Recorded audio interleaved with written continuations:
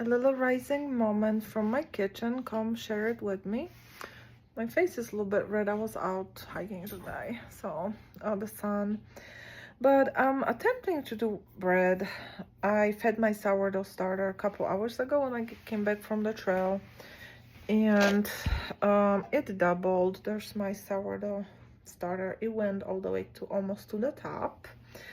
So the way to make it is you feed it equal amounts of what you have in there. If you have 100 grams of starter, you add 100 grams of flour and 100 grams of water. Water first mixed in flour and let it do its thing.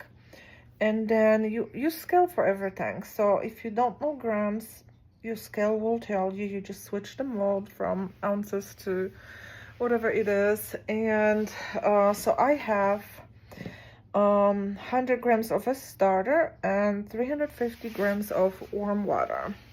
And I'm gonna use my little Danish dough whisk to mix it. I had another one and it's starting to break up. This came in with some other kits, so I'll show you this part. So here is my fed starter and the water. And you just mix it pretty well. That's all you do. There's my flour waiting. I just got a shipment of flour today, so I can make some bread. I'm not sure what flavor yet, so this is gonna come possibly one plain and one flavored. Actually, I really want to make the one with oats, so that's gonna be a little different recipe. So this is just the basic one. So here, mixed well. Now I'm gonna add 500 grams of flour. So if you see, I zeroed out my scale, and I'm just gonna, using my shovel, yep, I'm gonna add 500 grams of flour, and that's a lot. That's half a pound. Not half a pound, that's a pound of flour for one bread. So it eats up your flour pretty fast. And you can always take it away here from the top if you put too much in. 502, and that's okay. So next, I'm just gonna mix it like this. I have not figured out how to make the recipe videos yet, so it's just rustic, just showing you my process, that's all.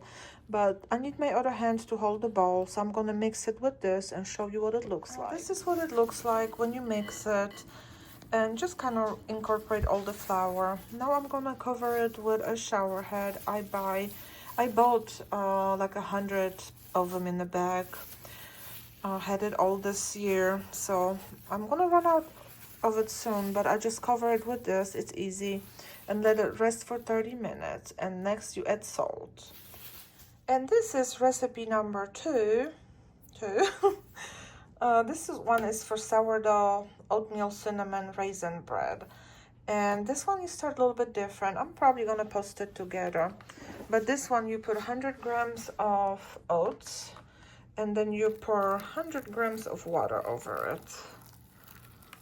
I have to go very slow. I went a little bit over, that's okay. I'm really not that detailed about all my measurements, but pretty close. So this, you need to just kind of mix it and let it sit. It's gonna have to cool down or it's gonna kill my starter. So as soon as this is ready, I'm gonna show you how those ingredients come together, because they are a little bit different. But that's it. This is the other bread. Sourdough, oatmeal, cinnamon, raisin. And this is 100 grams of starter, 350 grams of warm water, 40 grams of honey. And I'm gonna mix this in. And then I'm just gonna add the cooled oats right here and the flour. So I'll show you that next. So this one is one of my favorite breads. The oats give it a little bit of different texture. And this is 400 grams of flour, If I remember, I'll add the recipe ingredients actually in description. But this is the 100 grams of oats with the water in it and 400 grams of flour. And I'm just gonna mix it kind of till it's combined and cover it with my, what is it again I'm using? The hair cap. I have to say, from the recipe that I have, I can never figure it out if when it tells me 350 grams of water, if this means that's all the water and you take 100 grams from it to put on the oats, or is it 100 extra for the oats? So this usually looks pretty loose like this. And I can't remember if I might sprinkle a little more flour in it. So one day I need to try it with my other water content idea. But I think it always comes out okay, even if it's like this. So I'm gonna show you, I'm gonna just like sprinkle just barely a little bit of flour in there. You know, maybe like this, like 2 tablespoons. Just to get the consistency to what I think it needs to be. Just a little bit. I'll be back. It sounded like Schwarzenegger, I'll be back. But anyway, this is what it looks like. It's gonna be fine. It will shape fine later. So this goes to sit for 30 minutes and then you add more things. I'll come back. So I mixed up 1 more loaf. I think I'm gonna do 1 plain, 1 oatmeal cinnamon raisin, and 1 pesto and some kind of cheese. And just like that, 3 pounds of flour gone. After 30 minutes of the dough hydrating, I think that's the word, maybe another word, it's time to add salt. So you do 9 grams of salt, and what I do is I kind of do like this. Time for gloves, and I have some water in here, and I lightly sprinkle some water. It helps to distribute the salt, and I just go in with my hand like this and kind of mix it in. So I'm gonna mix like this, and I have to hold my bowl so I can kind of like move it around. So I'm gonna mix it through there, and it's gonna be covered for another 30 minutes. And then every 30 minutes you're gonna do stretch and fold, which I'll show now. I want to show you that this has been sitting 30 minutes and I added the salt just now, and it's already becoming a little more elastic, like the gluten is already developing. So now I'm gonna cover it again for 30 minutes. The next set of ingredients to go in the cinnamon raisin oatmeal bread is 25 grams of softened butter, 1.5 teaspoons of cinnamon, and 10 grams of salt. I'm gonna mix this in first, and then I'm gonna add 120 grams of raisins. And I'm gonna use my whisk. If it gets tough, I'll put my gloves on and mix the raisins in with a glove. But I think it's gonna be this is what it looks like. Now the shower cap goes back on to rest for 30 minutes. So 30 minutes after you add salt, you're gonna do stretch and fold, and you're gonna do it every 30 minutes for 2-3 hours if you can. I don't always do it that long, depends how late it is in the day. Right now I think it's almost 9 o'clock, so I'll probably do it let's see, 9, 9:30, 10, 3 times, but 4 maybe if I'm still awake.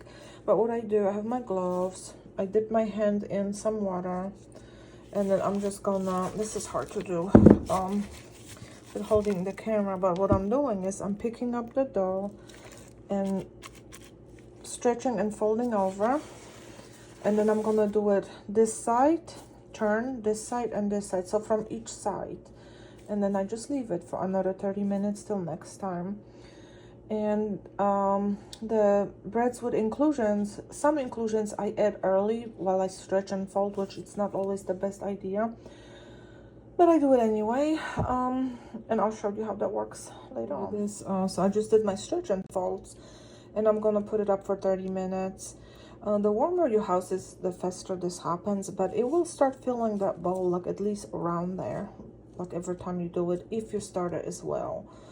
fed well and working. If it's sluggish, it maybe not happen, but it will still work. So this is my cinnamon oatmeal raisin bread, and I'm gonna do the stretch and fold on this one. You're gonna see it's like pretty sticky, wetting my glove, and pretty much I'm just kind of grabbing it like this and pulling it over. Then I turn it and then kind of stretching it like this, and just 4 times. And I'm gonna do it 3 more times every 30 minutes. And after this, my dough will go into the fridge for cold ferment for 24 hours or under 24 hours, since I'm gonna bake it tomorrow evening. I don't think I can do it with one hand, but I'm just gonna show you the concept. So I'm doing a stretch and fold. And normally I see people incorporating the ingredients after the ferment, but it doesn't put it everywhere like I like it. So what I do is I'm gonna do my stretch and fold with the cheese. So I'm gonna pull it and close it, put more cheese on, pull it and close it, like from all 4 sides. And then leave it again for 30 minutes. My cheese folded in, and I'm gonna cover it up for another 30 minutes. I don't know if you can tell, but the bowl is kind of getting bigger and there's bubbles everywhere. But the way I'm adding now the second ingredients, I'm doing pesto. So I'm just gonna kind of put it like this. I'm gonna also add some tomorrow, but pesto's got a lot of fat, so it's made with oil, so it makes it a little harder for the rice, but it still works. And I'm just gonna fold it and repeat it 4 times, and this will go in the fridge together with the other breads that I've been doing the stretch and fold on, and I'm gonna finish it up tomorrow. This is my next step on the plain bread. I put some flour on my counter and I stretch it into a rectangle. And I can't figure out how to show the next step since I'm holding my phone. But what I do is I fold this in thirds, like third of it here, then third of it here. And then I'm gonna roll it. And then I'm gonna kind of shape it into a ball like you do, kind of like push and pull on this mat to kind of stretch the top. And then I put it back in my bowl with parchment paper and some flour. This bowl, sometimes there's bubbles, I'll pop it. But you try to stretch like the top a little bit, but I don't know if I'm doing it right, but it's okay. And then I put it in the bowl, cover it, and let it sit till it's ready to bake, maybe hour or 2. I did the same with my cinnamon and raisin bread. You kind of just like push it around like this, just with 2 hands, and I'm gonna put it in the bowl, cover it up. And remember, this one was very loose yesterday, but it's thickened up. I guess the oats kind of absorbed the liquid. I love this one. This one is really good. And this is my bread with the inclusion with cheese and pesto. Pesto has oil in, so it's kind of greasy. This one is hard to handle. I will show you a different method. Most people just let it ferment plain and then stretch it into a rectangle, and then put the inclusions on, like the pesto and cheese. And I like to mix it in. It just don't it might not rise as well as the other way, but it has the inclusions everywhere, and I like it this way. So I'm gonna do the same kind of. A lot of times I add more stuff in here. I probably will add a little cheese on the rectangle before I fold it, but this one is harder to handle, so I'll put fresh gloves on. And so I added a little bit of cheese on here. I'm not gonna add pesto, it has enough. And I'm gonna fold it the same way, the thirds, and then roll it into a bowl. Here is the last one with the inclusions rolled into a bowl. And now it's wait time and baking, and I'll try to remember show you finished product and cut into it in the morning.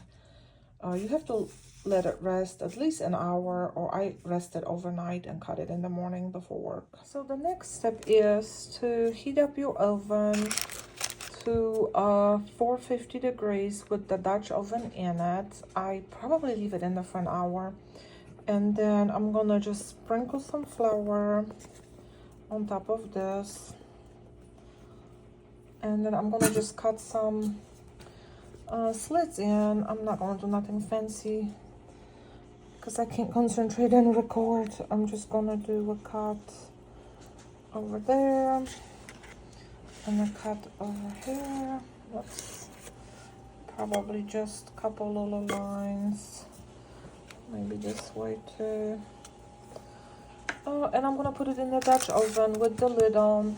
And each bread is different. This one is kind of wet with cinnamon and raisins. And I think I'm gonna start it off with 30 minutes with the lid and 15 minutes off the lid, most likely. This is the pesto and cheese going in the oven. In case I didn't say it, you make the slits so that the air can escape and also it can expand and the bread can grow. Getting ready to put my last bread in. Sometimes it's better to put it in a smaller bowl. It rises up more versus to the sides, but I'm gonna see how it comes out. Not all my breads are very risen, but there's really no reason. It shouldn't be risen. Oh man. But anyway, I'll put a little heart on this one. We'll see if it comes out. Here's the final result. This is my cinnamon, oats, and raisin. It's kind of a little bit flat, but it's really dense bread, so it doesn't normally grow well. It's really good with cream cheese, which I don't have it at the moment. This one is the pesto and cheese. It was more puffy. It collapsed a little bit. Again, it's a dense bread. And this is the plain one with the little heart. And I probably needed to do another slit. I'm not sure. It kind of looks oblong versus round. First time I got one like this. That's what happens when you're recording. I think I'm pretty sure they all edible, but sometimes they turn out prettier. So, but that's what they are. I'm gonna try to cut to some of them. Maybe today, later tonight, maybe tomorrow. But there's 3 breads. I have to show you that this one didn't really rise well. That's like first time that happened. I'm still about to taste it. It's a very dense bread, but I think I'm gonna start using less raisins in it than the recipe calls. I might have to do my tutorial over again. This is the pesto and cheese. This one will be fine. It has some parts also that are not really risen because it's too dense, too wet. So we'll see. I'm gonna taste it. And the plain one is for somebody, so I'll just leave it alone. So this is my baking tutorial, bread baking, and I hope you enjoyed this little moment, and I hope it brought you joy. Until next one.